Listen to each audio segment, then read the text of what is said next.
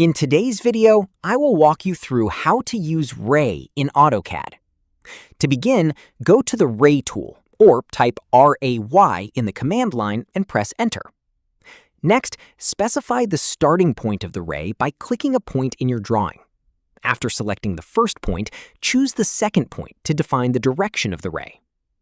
AutoCAD will create a line that starts from the selected point and extends infinitely in one direction. You can continue creating additional rays by selecting more starting points and directions. When you are finished, press Enter to exit the command.